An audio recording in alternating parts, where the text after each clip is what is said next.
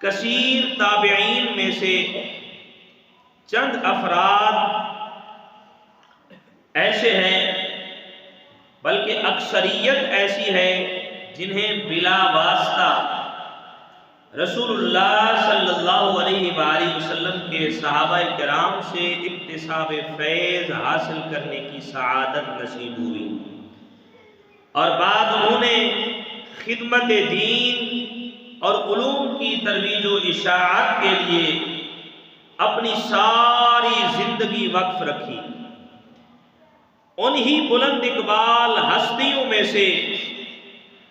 ایک ہستی امام المجتہدین، رئیس الفقہاء، استاذ المحدثین، صلحاء امت کے مقتدا، سراج الامہ، حضرت امام اعظم ابو حنیفہ نعمان بن ثابت رضی اللہ تعالیٰ عنہ کی ذات ستودہ صفات ہے۔ آپ کی ذات ان جملہ تمام محاسن و خوبیوں سے مزین اور مرصع تھی، جن سے آراستہ ہونا کسی بھی ہادی اور رہبر کے لیے ضروری ہوتا ہے۔ اور ابن خلقان اور ابو نعیم کے قول کے مطابق آپ کی ولادت باسعادت جو ہے 80 ہجری سن 699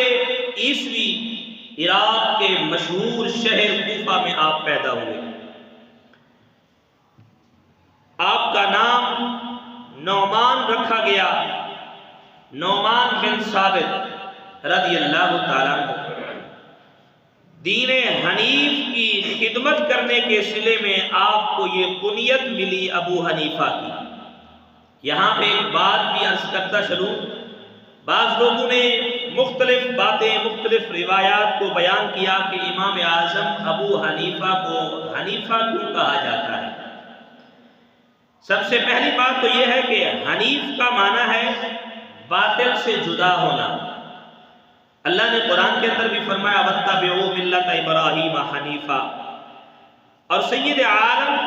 صلی اللہ علیہ وآلہ وسلم کا دین ہر باطل سے جدا ہے۔ اور امام اعظم ابو حنیفہ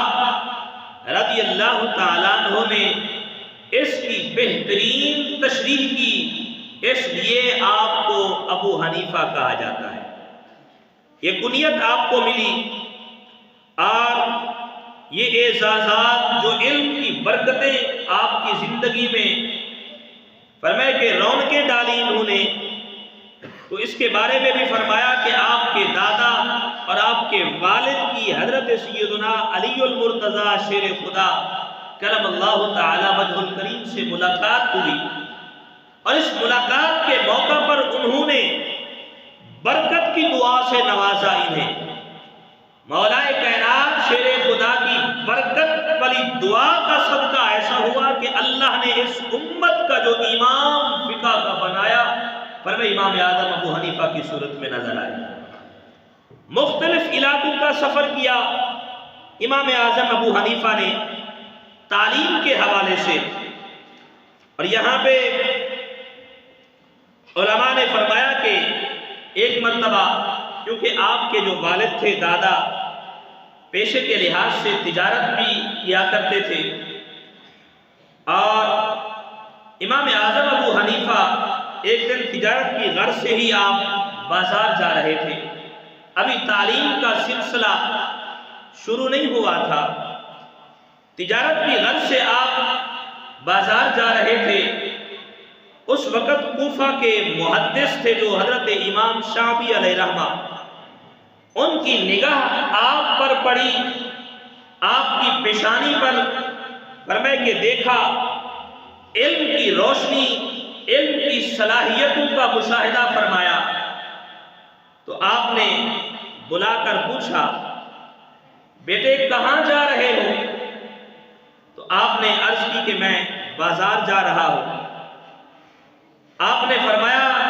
کیا علماء کی مجلس میں نہیں بیٹھتے؟ تو آپ نے جواب دیا نہیں، میں اپنے کام کو جا رہا ہوں۔ تب امام شعبی علیہ رحمہ نے، اللہ تعالیٰ نے ان کی زبان پر فرمائے کہ زبان پر یہ کلمات جاری فرمائے، ارشاد فرمایا تم علماء کی مجلس میں بیٹھا کرو کیونکہ میں تمہارے چہرے پر علم و فضل کی فرمائے کہ چمکتی ہوئی روشنی کو دیکھ رہا ہوں۔ آپ نے یہ کلمات کہے، بس آپ کا یہ فرمانا تھا کہ آپ کے دل و دماغ میں یہ بات اتر گئی کہ علم کی ایک دھن ہوتی ہے، فرمایا آپ پر غالب آ گئی۔ تحصیل علم کی لگن اور ذوق تحسین کا سمندر جو تھا، فرمایا کہ وہ تلاطم مارتا ہوا، ٹھاٹھے مارتا ہوا سمندر ایک فرمایا اندر سے اٹھا، اور پھر آپ نے زندگی کی تمام مصروفیات سے منہ موڑ کر علم دین میں لگ گئے۔ اور فرماتے ہیں کہ آپ نے اسی دوران مختلف علاقوں کے، مختلف ملکوں کے سفر کیے، متعدد صحابہ کرام علیہم الرضوان سے آپ کی ملاقات ہے، اور دیگر تقریباً 4000 اکابر مشائخ سے آپ نے علم دین حاصل کیا۔ امام اعظم ابو حنیفہ نے تقریباً جو اکابر مشائخ محدثین ہیں، فرمایا ان 4000 کی تعداد فقہاء نے، علماء نے بیان فرمائی کہ جن سے امام اعظم ابو حنیفہ نے علم دین حاصل کیا۔ اور امام حسین علیہ السلام کے پوتے حضرت سیدنا امام محمد باقر رضی اللہ تعالیٰ عنہ سے بھی علم فیض حاصل کیا۔ دینی علوم کے ساتھ ساتھ اعلیٰ درجہ کے متقی اور پرہیزگار بھی تھے۔ آپ نے سب سے پہلے فقہی اصول بنائے۔ یہ فقہ کے جو اصول ہیں، فرمائے کہ سب سے پہلے جو ایک فقہ کے اصول کی صورت میں یہ دنیا کے سامنے، مسلم امہ کے سامنے پیش کیے گئے، ان کی ترتیب و تدوین کا فریضہ سب سے پہلے امام اعظم ابو حنیفہ نے سر انجام دیا۔ آپ نے جلیل القدر علماء تیار کیے، امت کو لاکھوں مسائل کا حل عطا فرمایا۔ یہ فیض امام اعظم ابو حنیفہ کا ہے۔ علمی مرتبے کا یہ کمال تھا کہ خلیفہ وقت نے آپ کو قاضی القضات، چیف جسٹس کا عہدہ پیش کیا، اور ہر طرح کے وسائل اختیار میں لاتے ہوئے کوشش کی کہ ابو حنیفہ جو ہے اس عہدے پر آ جائے۔ آپ نے اتنے تقوی اور پرہیزگاری، اتنے علوم کے باوجود عزیمت کا راہ اختیار کرتے ہوئے آپ نے اس منصب کو منصب پر بیٹھنے سے انکار کر دیا، اور بہت کچھ انہوں نے کوششیں کی کہ امام اعظم کو اس عہدے پر بٹھایا جائے، اور اس وقت کے خلیفہ وقت نے آپ کو اس انکار کی وجہ سے جیل میں بھی ڈالا تھا، طرح طرح کی سزائیں بھی دی تھی، لیکن امام وقت نے فرمایا کہ مجھے یہ عہدہ قبول نہیں ہے۔ آج تو کسی کے پلے کچھ علم ہے یا نہیں ہے، بس عہدہ چاہیے، اور دین کا مذاق اڑایا جاتا ہے، شریعت کے قوانین توڑے جاتے ہیں۔ آج عدالتی نظام چند ٹکوں کے عوض بکتا ہے، ان کو کیا پتا کہ اس علم کی قدر کیا ہے؟ یہ پوچھئے امام اعظم ابو حنیفہ سے، ارے جنہوں نے لاکھوں کی تعداد میں شاگرد تو تیار کیے، علماء نے فرمایا 1000 مجتہد بھی آپ نے تیار فرمائے۔ جس طرح کے امام اعظم ابو حنیفہ وقت کے عالم اور مجتہد محدث تھے، آپ نے اسی طرح کے 1000 فقیہ مجتہد تیار فرمائے۔ بلند ترین مرتبہ اور مقام کے باوجود آپ نمائندوں کے ذریعے کچھ لوگوں کو مقرر کر رکھا تھا، ان کے ذریعے آپ تجارت بھی کیا کرتے تھے، اور تجارت کی جو آمدنی ہوتی اس سے اپنے گھر کے ضروریات بھی پورے فرماتے، اور آپ کے پاس جو طلباء پڑھتے تھے، غریب طلباء کے اخراجات بھی اسی میں سے آپ پورے فرماتے، اور جو بچ جاتا اس میں سے مستحق لوگوں کی مدد بھی کیا کرتے تھے۔ آج لوگ کہتے ہیں نا کہ یار یہ علماء عالم بن کر، مفتی محدث بن کر مفسر بن کر یہ کیا کریں گے؟ آج دنیا گواہ ہے، جہاں بھی مشکل پیش آتی ہے، وہ زلزلے کی صورت میں ہو، وہ سیلاب کی صورت میں ہو، کسی بھی طرح کی مشکل ہو، وہاں پہ سب سے پہلے فرمائے کہ جو چٹائی پہ بیٹھنے والے قال قال اللہ تعالی قال رسول اللہ کی صدائیں لگانے والے، یہی سب سے پہلے اول صف میں نظر آتے ہیں مدد کرتے ہوئے۔ یہ سب کچھ ہے، اور یہ سارا کچھ اس علم کی برکت کا صلہ ہے کہ اللہ نے اس علم کے صدقے سے یہ سب کچھ عطا فرمایا۔ تقوی اور طہارت اور دینی خدمات سے بھرپور 70 سالہ زندگی میں گزارنے کے بعد امام اعظم ابو حنیفہ 2 شعبان المعظم سن 150 ہجری 767 عیسوی میں اپنی جان آفرین کے پیش کی۔ سامعین محترم، امام اعظم ابو حنیفہ رضی اللہ تعالیٰ عنہ ظاہراً ایک شخصیت تھے، لیکن احادیث مبارکہ میں بھی ان کی بشارتیں امام الانبیاء صلی اللہ علیہ وآلہ وسلم نے دی تھی۔ حضرت سیدنا ابو ہریرہ رضی اللہ تعالیٰ عنہ حدیث کے راوی ہیں، امام بخاری نے اس حدیث کو اپنی صحیح کے اندر نقل فرمایا۔ رحمت عالم صلی اللہ علیہ وآلہ وسلم کے ساتھ ایک دن حضرت سیدنا سلمان فارسی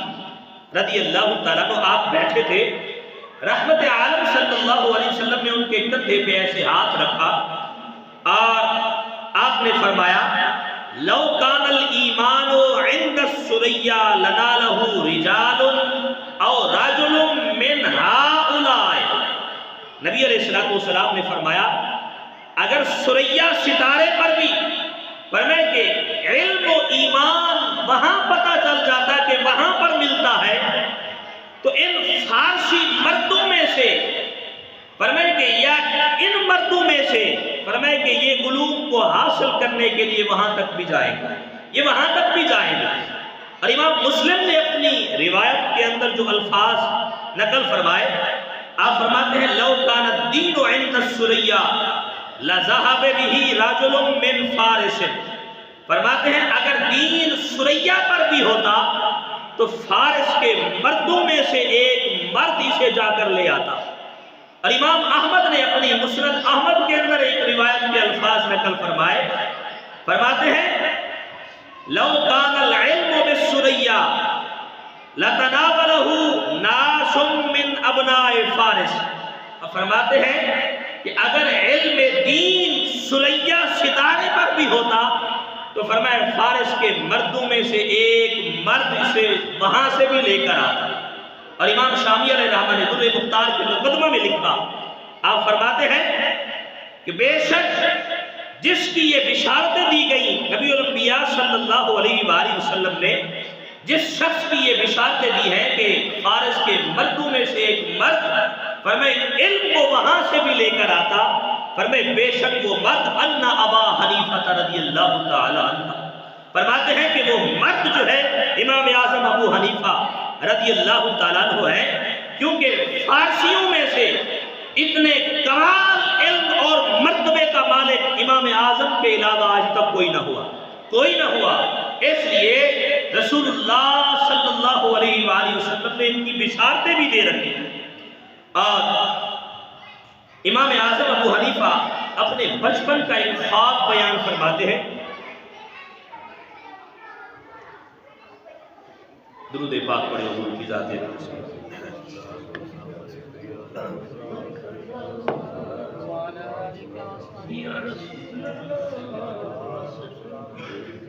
دادا علی حجویری رحمت اللہ تعالیٰ نے اپنی کشف المعجوب آپ نے اپنی کتاب میں لکھا کہ ابتدائی حالات میں جب امام اعظم ابو حنیفہ کی زندگی کے ابتدائی دن تھے تو آپ نے گوشہ نشینی کا ارادہ کیا، مخلوق سے علیحدگی اختیار کر لی۔ جیسے ہی علیحدہ ہوئے فرماتے ہیں ایک رات سویا ہوا تھا، سرکار دو عالم نور مجسم شہنشاہ بنی آدم احمد مصطفیٰ محمد مصطفیٰ صلی اللہ علیہ وآلہ وسلم آپ خواب میں تشریف لائے، زیارت کرائی اور فرمایا یا ابا حنیفہ، اے ابو حنیفہ گوشہ نشینی کا ارادہ مت کرو، اللہ نے تمہیں میری سنت کو زندہ کرنے کے لیے منتخب فرما لیا ہے، اللہ نے تمہیں میری سنت کو زندہ کرنے کے لیے منتخب فرما لیا ہے۔ یہ خواب کے عالم میں امام الانبیاء صلی اللہ علیہ وآلہ وسلم نے فرمایا، اور یہ حدیث مبارکہ بھی ذہن میں رہے، جب خواب میں امام الانبیاء صلی اللہ علیہ وآلہ وسلم تشریف لائے تو صرف آپ ہی ہوتے ہیں، آپ کی صورت شیطان اختیار نہیں کر سکتا۔ اس لیے نبی علیہ السلام نے فرمایا جس نے خواب میں مجھے دیکھا اس نے مجھے ہی دیکھا، کیونکہ میری صورت شیطان اختیار نہیں کر سکتا۔ اور امام اعظم جب حرمین طیبین میں آپ تشریف لائے، حج کیا، مدینہ طیبہ میں حاضری ہوئی، روضہ رسول اقدس پر حاضری کے لیے جب آپ تشریف لائے، امام الانبیاء صلی اللہ علیہ وآلہ وسلم کے روضہ مقدس پر حاضر ہوئے تو امام اعظم ابو حنیفہ رضی اللہ تعالیٰ عنہ نے سلام کیا، السلام علیکہ یا سید المرسلین۔ آپ نے یہ الفاظ بلند آواز سے کہے، السلام علیکہ یا سید المرسلین۔ تو اس واقعے کو لکھا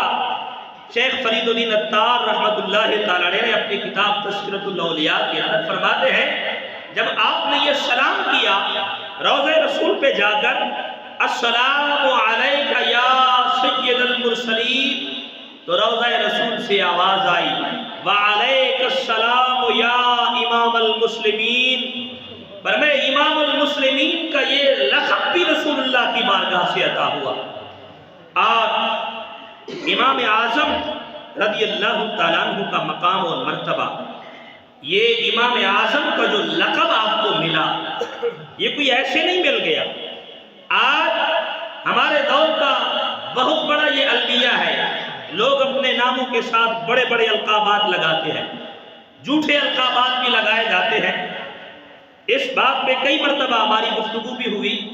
کہ جو حاجی نہیں اسے حاجی بولا جاتا ہے، جو حافظ نہیں اسے قاری بولا جاتا ہے، جو عالم نہیں اسے مفتی بھی کہہ دیتے ہیں، بڑے بڑے القابات لگا دیتے ہیں اور اپنے نام کے ڈنکے بجوائے جاتے ہیں۔ امام اعظم کو، امام اعظم ابو حنیفہ کا یہ مقام اور رتبہ جو ہے ایسے نہیں ملا۔ سب سے پہلے جب تابعین کا دور آیا، سب سے پہلے قرآن و سنت کی روشنی میں جس شخصیت نے فقہی اصول کو ترتیب دیا،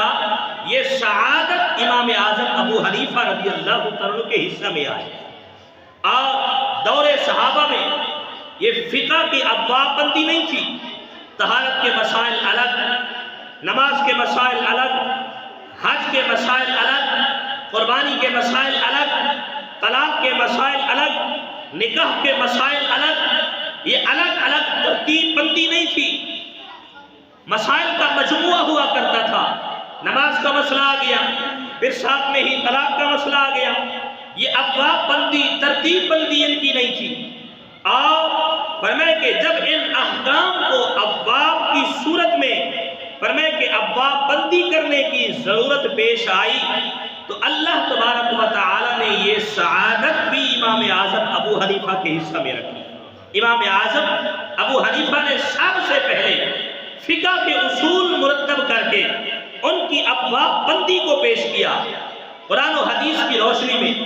امت کو لاکھوں مسائل کا حل امام اعظم ابو حنیفہ نے پیش کیا، جسے فقہ حنفی کہا جاتا ہے۔ 1250 سال سے امت کی اکثریت اسی فقہ پر چل رہی ہے، اور دنیا بھر کی اسلامی ریاستوں میں جب بھی اسلامی نظام کو عدالتوں فرمائے کہ عدالتوں کے ذریعے نافذ کیا گیا تو اکثر فقہ حنفی کی صورت میں پیش کیا گیا۔ اور ہندوستان میں اسلامی حکومت کے 1000 سالہ دور میں حنفی علماء ہی قاضی القضات کے عہدے پر فائز رہے، چیف جسٹس کے عہدے پر حنفی علماء ہی فائز تھے۔ یہ فیضان ہے میرے امام اعظم ابو حنیفہ کا۔ اور امت کی رہنمائی کے لیے شاگردوں کی صورت میں ہزاروں ایسے افراد تیار کیے جن کی خدمات کے لیے امت جو ہے فخر محسوس کرتی ہے کہ آج اگر امت کے پاس یہ فقہ حنفی علم دین کی صورت میں قرآن و حدیث کو آسان پیرائے کی صورت میں اگر ہمارے سامنے آج پیش کیا جا رہا ہے تو یہ فیضان ہے امام اعظم ابو حنیفہ کا۔ اور جس طرح میں نے پہلے عرض کیا باقی تلامذہ تو لاکھوں کی تعداد میں آپ کے ہیں اور 1000 مجتہد آپ نے برمے کے پیدا کیے۔ اسلامی عدالتی نظام قائم کرنے والے دنیا اسلام کے سب سے پہلے چیف جسٹس قاضی امام ابو یوسف علیہ رحمہ آپ کے ہی تربیت یافتہ تھے، آپ کے ہی تربیت یافتہ ہے۔ دنیا اسلام میں اسلامی نظام عدل کو قائم کرنے والے وہ پہلی شخصیت تھی فرمائے جن کا نام قاضی ابو یوسف ہے علیہ رحمہ، وہ امام اعظم ابو حنیفہ کے تربیت یافتہ آپ کے ہی شاگرد ہیں۔ اور کیفیت یہ تھی جب آپ پڑھنے کے لیے آئے اتنے غریب گھرانہ تھا کہ آپ کے اگر پڑھنے جاتے تھے تو گھر کے اخراجات نہیں چلتے تھے۔ امام اعظم ابو حنیفہ رضی اللہ تعالیٰ عنہ آپ قاضی ابو یوسف کو پڑھاتے بھی تھے اور ان کے گھر کے اخراجات بھی برداشت کرتے تھے۔ اللہ نے امام اعظم ابو حنیفہ کے اس شاگرد کو بھی کمال درجہ عطا فرمایا۔ حدیث کے بہت بڑے مجتہد تھے، عالم بنے، اور وقت نے ایک بار بتایا قاضی ابو یوسف دنیا اسلام پر ایک مرتبہ لہرائے اور یہ فیضان تھا میرے امام اعظم ابو حنیفہ کا۔ اور سامعین محترم، بڑے بڑے علماء، بڑے بڑے محدثین، آپ کے بڑے بڑے اکابر آپ کے شاگردوں میں آج ہم جب حدیث پاک پیش کی جاتی ہے تو امام بخاری کا نام سب سے پہلے آتا ہے، سب سے پہلے آتا ہے۔ امام بخاری کا بڑا مرتبہ ہے، بڑا مقام ہے، لیکن امام بخاری جن اساتذہ سے، جن استادوں سے، محدثین سے آپ نے حدیث روایت کی، جن سے آپ پڑھے، آپ کے کئی استاد امام اعظم کے شاگرد ہیں، امام اعظم کے شاگرد ہیں۔ یحییٰ بن معین فرمائے کہ امام اعظم کے شاگردوں میں سے ہیں، اور فرماتے ہیں کہ اتنے بڑے بڑے محدثین امام اعظم ابو حنیفہ کے شاگردوں میں آج یہ فیضان پوری دنیا میں چل رہا تو امام اعظم ابو حنیفہ کا ہے۔ فرمائے بڑے بڑے محدثین آئے، اور سامعین محترم یہ تو ہم صرف نام سنتے ہیں نا، ہم اپنی حیثیت اور اپنے انداز کے ساتھ امام اعظم ابو حنیفہ کو خراج تحسین پیش کر سکتے ہیں، لیکن سنیے امام اعمش علیہ رحمہ جلیل القدر تابعی حضرت سیدنا سلیمان اعمش علیہ رحمہ امام اعظم ابو حنیفہ جیسے شاگرد، امام اعظم ابو حنیفہ جیسے محدث، فقہی، مجتہد، فرمائے ان جیسے کئی فرمائے کہ امام اعمش کے شاگردوں میں شامل ہیں۔ وہ امام اعمش آپ فرماتے ہیں کہ اس وقت امام اعظم آپ کے شاگردوں میں بیٹھے ہوئے تھے، مجلس میں بیٹھے ہوئے تھے۔ امام اعمش کی بارگاہ میں کچھ سوال پیش کیے گئے۔ سوال تھے، وقت کا امام ہے، مجتہد ہے، محدث ہے، اس کی بارگاہ میں سوال آئے، اور جب سوال آئے تو امام اعظم ابو حنیفہ وہاں پہ موجود تھے، تو امام اعمش نے، باقی بھی تو شاگرد بیٹھے ہوئے تھے، ان سوالات کے جواب کے بارے میں امام اعظم ابو حنیفہ سے رائے لی کہ آپ کی کیا رائے ہے ان کے بارے میں۔ امام اعظم ابو حنیفہ نے فوراً تمام سوالات کے جوابات دیے، احادیث پیش کر دی، یہ حدیث بھی ہے، یہ حدیث بھی ہے۔ امام اعمش علیہ رحمہ بڑے متعجب ہوئے، آپ نے فرمایا کہ آپ نے ان مسائل کا حل کیسے نکال لیا، کن احادیث سے نکالا ہے؟ امام اعظم ابو حنیفہ فرماتے ہیں کہ میں نے وہی احادیث جو میں نے ان سے روایت کی تھی، امام اعمش سے جو احادیث میں نے روایت کی تھی،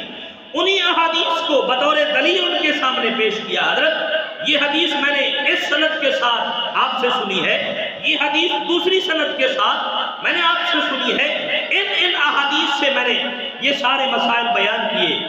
آپ نے جب یہ احادیث کے حوالہ جات پیش کیے، امام اعمش فرماتے ہیں، امام اعظم ابو حنیفہ کو فرماتے ہیں، ابو حنیفہ روک جا، رک جا۔ فرمائے میں نے 100 دن لگائے جو حدیثیں آپ کو سنانے کے لیے، آپ کو پڑھانے کے لیے 100 دن لگے میرے، اور تو نے ایک لمحے میں ان ساری حدیثوں کو بیان کر دیا، ساری حدیثوں کو بیان کر دیا۔ وہ امام اعمش فرماتے ہیں اے گروہ فقہا، جتنے فقہا سامنے بیٹھے تھے سب کو مخاطب کر کے کہا اے گروہ فقہا، ہم محدثین جو ہے نا، ہم پنساری کی طرح ہے، ہماری دکان پنساری والی ہے اور تم طبیب ہو۔ فرمایا سٹور والے کے پاس دوائی ہوتی ہے پر طریقہ استعمال ڈاکٹر کے پاس ہوتا ہے، اس لیے ہم محدثین کے پاس حدیثیں تو ہیں پر ان سے مسائل کو کس طرح نکالنا ہے یہ تمہیں طریقہ آتا ہے، اور تم میں سب سے بہترین جو حدیث کے بھی ماہر ہیں اور فقہ کے بھی ماہر ہیں وہ امام اعظم ابو حنیفہ ہے، وہ ابو حنیفہ ہے۔ یہ آپ کے استاد نے آپ کو خراج عقیدت پیش کیا، طالب علمی کے دور میں یہ مقام و مرتبہ تھا۔ اور اسی طریقے سے خطیب تبریزی رحمت اللہ علیہ، ہر مسلک کے مدارس میں یہ کتاب حدیث کی پڑھائی جاتی ہے، مشکات المصابیح، مشکات شریف کی کتاب ہر مسلک کے، چاہے وہ دیوبند کے ہو، اہل حدیث کے ہو، اہل سنت کے ہو، تمام مدارس میں یہ کتاب پڑھائی جاتی ہے۔ اس کتاب کے مصنف خطیب تبریزی ولی الدین محمد شافعی علیہ رحمہ نے اپنی کتاب اس مشکات کے جو راوی تھے حدیث پاک کے، تمام راویوں کے حالات کو جمع کیا، تو درمیان میں امام اعظم کا تذکرہ آ گیا۔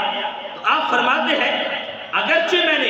اپنی کتاب مشکات میں امام اعظم ابو حنیفہ سے کوئی حدیث روایت نہیں کی ہے، لیکن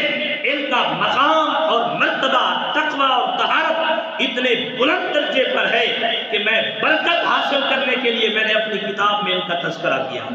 اپنی کتاب میں ان کا تذکرہ کیا ہے۔ اور فرماتے ہیں کہ اس لیے امام اعظم ابو حنیفہ کا تذکرہ صرف برکت کے لیے بھی، اللہ تبارک و تعالیٰ نے اتنا ملکہ اور اتنی صلاحیتیں آپ کو عطا فرمائی تھی۔ اور یہاں پہ ایک بات، کیونکہ اکثر ایسا ہوتا ہے کچھ لوگ امام اعظم ابو حنیفہ کے مسائل سے بھی اختلاف کرتے ہیں، اس کی ایک وجہ ہوتی ہے کہ بعض کسی نے پڑھا حدیث مبارکہ، ظاہراً ترجمہ پڑھ لیا، ادھر سے دیکھا امام اعظم کا جو مسئلہ تھا اس حدیث میں وہ حدیث پاک کے خلاف تھا، اب وہ سمجھنے لگتا ہے کہ یہ امام کون ہوتے ہیں، ہمیں تو حدیث پاک میں یہ حکم دیا گیا ہے۔ حقیقت یہ ہے کہ ایسی بات نہیں ہے، یہ ہمارے وہم اور انسانی اور شیطانی وسوسوں کی وجہ سے پر میں ایسے خیالات پیدا ہوتے ہیں۔ اور اس کے بارے میں اگر میں وضاحت کروں کہ فقہائے کرام جب کسی حدیث سے مسائل نکالتے ہیں تو کن کن مراحل سے گزرنا پڑتا ہے، فرمائیں کہ حدیث کے ہر راوی کی پوری زندگی کے بارے میں غور و فکر کیا جاتا ہے، تمام کتابوں کی روشنی میں احادیث کی سند، احادیث کے متن کے بارے میں غور و فکر کیا جاتا ہے،